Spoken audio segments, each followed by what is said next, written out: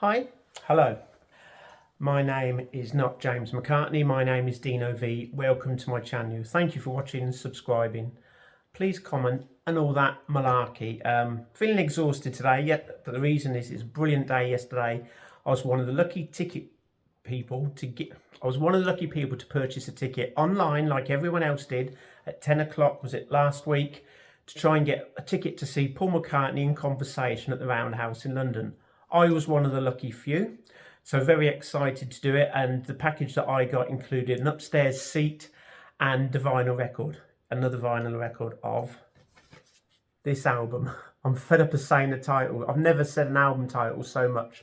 So if you don't know what the album title is, I don't know why you're watching this. Anyway, headed to London yesterday on the train. It was a miserable wet day. It was so sad. Headed to the Roundhouse, got off at Euston, headed to Chalk Farm. Got there, was only a couple of stops, then headed to the Roundhouse. As I got there, I saw there was a queue of around maybe 50 or 60 people. Beatley Tone was there. Beatley Tone. Go and watch Beatley Tone's channel and join in on his quizzes with Greedo. So quite a few fans there. I think some had queued since 12 o'clock and I got there around 2. There were barriers there and people standing next to the doors. It was sunny and then it also got very rainy, and I must say the staff inside were good. They came out, what they did was they gave us some ponchos because some people were getting drenched. I had a coat on and trousers. There were some people in t-shirts and shorts and they were getting super drenched. I also saw Michelle and Fred Lins, who are big super fans, and there were various other fans that I've got to know over the years there as well. So we're all very excited to go in. Doors open at 6:30 and the show would begin at 8. We didn't know who the compare was going to be. We stood outside for a while, chatting, reminiscing, talking about stories, talking about the album and how we got our tickets.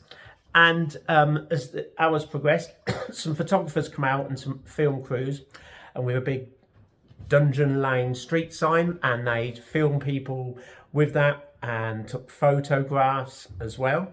And what we were given was, got given this, which is a nice item. So this is In Conversation at the Roundhouse postcard. So you can only get that on the day there. If you look back, there's some lyrics there to one of Paul's songs. So that was a nice little touch. They came out and handed them. And as I said, I did a poncho because some of us were getting absolutely drenched. Poor sods. But that's the things you do. And it's still amazing all these people are queuing hours and hours before to see a guy that this has been happening since 1963.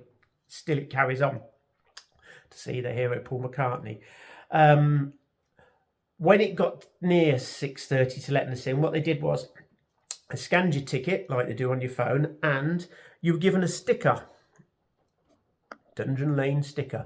This is to stick on your phone so you could not film or record, take photos or anything on your phone. So it was really good that they gave us a sticker. And then we went inside. There was downstairs and upstairs, and I had a seat upstairs. Even though it said it was standing, it was virtually all seating. I also asked a member of staff there approximately how many people were going to be inside, and they said around 1,700. Where I was upstairs was quite central. To the left and to the right, you could see there were VIP bars. And I just think I saw Wicks, and I think I saw James McCartney, I believe. And I took my seat right at the front, upstairs. What's funny was the lady I was chatting to when we went in, she was an Italian lady, lived in London. She'd never seen Paul at these kind of events. She'd seen him in concert. So she had an upstairs ticket and I had an upstairs ticket. As we went through, the lady stopped us, said, does one of you want a downstairs ticket? Most people want to be downstairs and be nearer the front. And this lady and me were looking at each other. I said, I want it. And she goes, I want it. So I said, you just have it. So she rushed off downstairs, very, very happy to sit downstairs. And I went upstairs. I didn't mind that much at all. And then we got inside, took our seats, bumped into a few people there, you know, in Beatle World and everything, and got ready for the show. It went quiet around 8 o'clock. There was staff were walking around holding signs, no film. And I'll tell you what, it was brilliant. No cameras, no iPads, no computers, whatever they use. It was brilliant. No flashlights. And Rob Brydon come out. Now, I'm not a fan of Rob Brydon at all. Couldn't say I'm a fan of his. He is funny. He did make me laugh. But he was brilliant with Paul. And basically what happened with the process was he is very dry and he's very funny. On the stage, I don't know if you're aware, but he got a big old rug and it's made to look like an old house, say in the 1950s, for an example. So you got a couple of like book cabinet things with some maybe tacky, dodgy ornaments on. Dugeon Lane sign, there was a big lamp. There was a guitar at the side of the stage near a chair, so we guess Paul might play something. There was a radiogram with a record player on top as well. So it did look very, very old, like the olden days, like Dugeon Lane is, isn't it? It's taking you back to a time long ago in a galaxy far, far away. So basically, it was great with no cameras. Rob Brydon come out, sat down, he got a big cheer, looked very smart. So he came out, and if you're facing the stage, he was on the left. And on the right, Paul came out to gigantic ovation, which he always gets, and he's been having, I suppose, most of his life. They sat down, and what the process was basically was they'd talk about the first track, and then Paul would say play, and someone was there queuing the song up. So, and it played the whole album sequentially from start to finish. So you had talking, then a song, then more talking, then another track. So he started off with As You Lie There and ended with Mama Gets By. Paul said a lot of the same old stories about him and George Harrison on down south, about being on the milk float. He speaks about his mum and dad, salesman saint, and you know, his father was a cotton salesman and his mother was a midwife, nearly said housemaid then. He speaks about Ringo and a disagreement or what was going to happen with their track Home to Us, which was brilliant. He speaks about Nancy quite a lot. He spoke about when he was in, was it Costa Rica, and it was raining, about when he recorded that when he had a day off. Talks about Glastonbury and imagines a hippie lady taking some substances, not cups of tea, and that. So you may have, a lot of the stories I'd already heard. I think I'd heard most of the stories. What was brilliant though was the banter between Rob Brydon and Paul. Rob Brydon was, you may be aware of Rob Brydon's a Welsh comedian, impersonator as well, and he did many impersonations throughout the night. He impersonated Paul, he impersonated Ringo, he impersonated Michael Caine. Did you know? You're only supposed to. Yeah, he did Michael Caine. He also did Frankie Howard and said to Paul, have you heard, talking about cover versions, they said, have you heard the Frankie Howard cover version that he did in the Sergeant Pepper's film? Paul goes, no. So that was something, I didn't know Paul hadn't seen the Sergeant Pepper's film. That was really interesting. They spoke quite a bit about cover versions, about Sinatra doing cover versions, and Elvis Presley and Marvin Gaye, and how Paul loved it.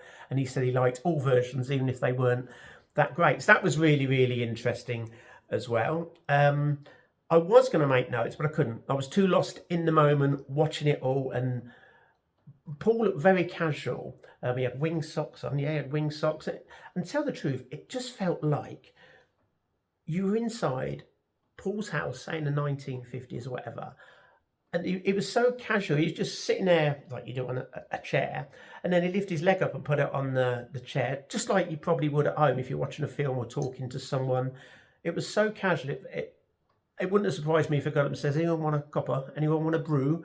And go and get a slice of toast. It really, really was relaxed. And again, I will emphasise this. No cameras or anything, no recording. It was nice to see Paul on the stage, and I could see all the fans from above. No cameras and the white distracting lights and filming being done. And it was really good. And I'm glad that people adhered to that. And I'll be honest, I hope at the next concerts when Paul announces his tour, that this happens. It might be hard to scale that down for a massive gig, I suppose, but it was like the concerts used to be. You know, you go and see someone and the odd person might have had a camera. I'm talking, say, 30 years ago, before all these digital mobile phones. It was great. You'd see the artists on stage and the band and the performers and everything, instead of everyone holding up a camera and your view's obscured and all you see is a bank of cameras and phones and everything. So it was really, really nice. I really appreciate them doing that.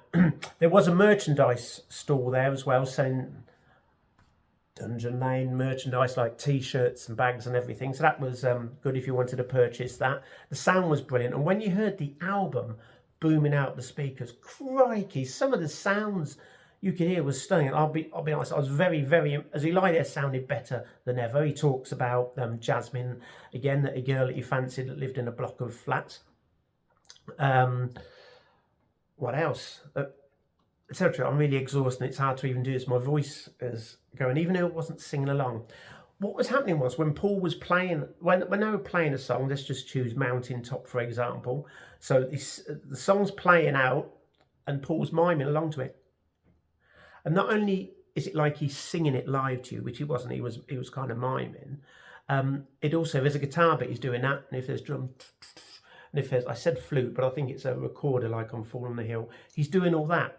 And they were talking about the hi-hat and the quality of using a Studer. Is it a Studer 4-track that the Beatles used and then Paul used on McCartney 1, and he said McCartney 2. Actually, he's on McCartney 2 as well. So we talk about the recording process as well, and he spoke about producer, how the producer loved guitars. A lot of it's coming back to me now. So I think I'll probably do another video talking more in depth of what they spoke about. But how they bounced off each other was like a comedy thing. And Paul come up with so many funny quips, and I'm trying to think of one that he came back. His answers was good. One thing he was saying a lot was, dunno. He'd said that quite a few times. That was really, really funny. He did say that, like, how does he keep going? And he says, is it vegetarian? Being vegetarian helps him, and swimming, doing various sport things, and he did mention drugs, which everyone laughed to. To think Paul's his age now, let's get this right, he's going to be 42. He's going to be 84, isn't he? He's 83. He defies his age. He's still like a sprightly young man, and he's probably been answered the same questions for millions and millions of years. And his answers were sharp, astute, crisp. And as I say, the banter between them both, it was like a comedy duo, like the two Ronnies or something. It's just hysterical. It's the most relaxed, funny conversation I've ever seen of him. I went to one a few years ago where it was not in his own right, McCartney, the lyrics in London at the, what was it? Not Philharmonic Hall. Festival Hall, is that what it's called? Went to that, which was great, but no music was played there. So this was really different. You got talk, music, talk, music, talk, more talk. And it was amazing. As I say, the sound emanating from the speakers was brilliant. And you may be aware that the Roundhouse is the only place that Carnival of Light was ever heard by the public, but we didn't get any of that. Pre-show, there was music like you'd get when you're on the Got Back tour, so they're playing McCartney songs and everything, which was great as well. The album sounded the best I've ever sounded. Paul just looked full of it. He was really, really enjoying it, and it wasn't a serious discussion like you've seen on a lot. There was a lot of banter, a lot of laughter, a lot of jokes, and a kind of British sense of humour kept coming out, and he's talking about Speak and getting on a bus and George. There was a lot reminiscing about the past. He spoke about,